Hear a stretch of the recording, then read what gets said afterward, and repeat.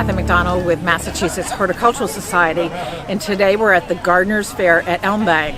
The Gardeners Fair is an annual event at Elm Bank where we have different plant societies and vendors come in to sell their wares. And what's really special about it is the people with the plant societies are experts in either hosta or cactus or rhododendrons, and people looking to buy things can also get some terrific information on how to care for them.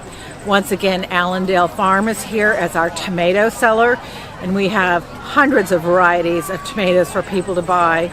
We have children's programs, and we have trolley dogs here serving hot dogs for lunch. So it's really an annual event, and I'm thanking those people who came today.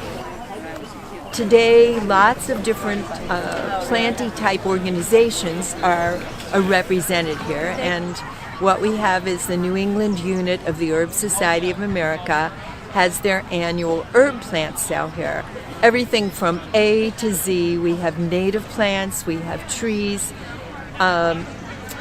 things that are used for culinary purposes, for remedies, for fragrance, and for tea.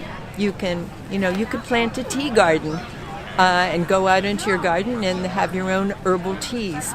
You could plant a remedy garden and have remedies. You can plant a culinary garden and get your parsley, sage, rosemary, and thyme, and then some, and then some, and then some. And today we do have a few ginkgo trees for sale, which are rare and amazing and fun to have in your garden. We not only buy some herbs for this, but our members bring herbs from their own gardens, so you have homegrown herbs that are going to work well in your climate here in New England. Oh, I used to have a local television show series called Herb's Daughter, Dottir, which is the Icelandic spelling of daughter, because my father's name was Herb. And in the Nordic countries, they don't have last names like we do. They go by it's a patronymic system. They go by the father's first name. So if you know someone whose name is Anderson or Sanderson, he's the son of Anders or Sanders. And girls are like Olga, Sven's daughter. So I'm Norma, Herb's daughter. Here we are at Elm Bank in Wellesley, and this is the New England unit of the Herb Society's teaching herb garden, and people are invited to come and to learn about all the different kinds of herbs that grow here. We have a medicinal garden, we have a biblical herbs from the Bible, we have sage garden, a Native American garden, a ground cover garden, etc., etc. So it's a great place to come and learn about herbs. But in the center we have the ginkgo tree, and it's called ginkgo biloba because the leaves have a little like this, a split in the middle of the leaf. It has two lobes. This may be one of the first trees on Earth. It was alive during the time of Tyrannosaurus Rex, and there's a boy tree and a girl tree, but the average life of a ginkgo tree is 1,000 years. So you don't really know if you have a boy or a girl until it's a lot older. I mean, right now, this is just a teenage tree. But the girl tree has the stinkiest nuts you can imagine. And if one falls on your head or you step into a pile of them, you cannot believe it. It smells worse than a kitty litter. However, Asian people love the ginkgo nuts. They actually wait to collect them, and then they soak them till the outer shell falls off, and the inner shell is nutritious and has medicinal properties. But what happens with the ginkgo tree is that in the spring, like now, the leaves are lime green, and then in the fall they turn lemon yellow.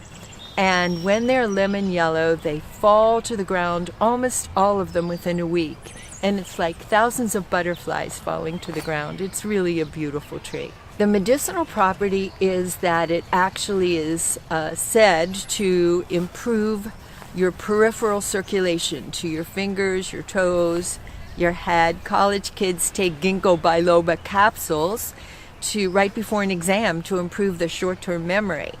And so it does improve your circulation. For guys, there's another place that it circulates, which we won't go into because television. But you can read up on it. Anyway, I'm writing a children's story right now called Ginkgo, Stinko, and Dino, and it's with a little bit of homework. I was wondering, why would a tree have stinky nuts, so stinky?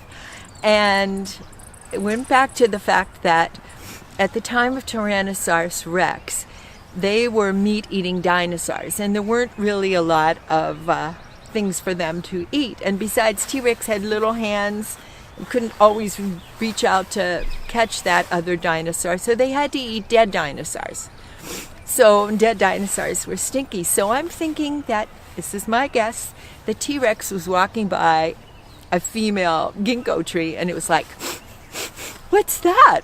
Food. And would grab the ginkgo nuts and just pop them, and wouldn't have to chew them because it was so big, he just swallowed it. But wherever the dinosaur went, he pooped out ginkgo seeds, and ginkgo trees grew everywhere that the dinosaur was. So that's my guess. Well, our niche seems to be maple off the breakfast table. Of course, we make a lot of maple syrup. We sell that by the different grades too. But I get real excited with our sauces and rubs, and we grind a lot of sugar.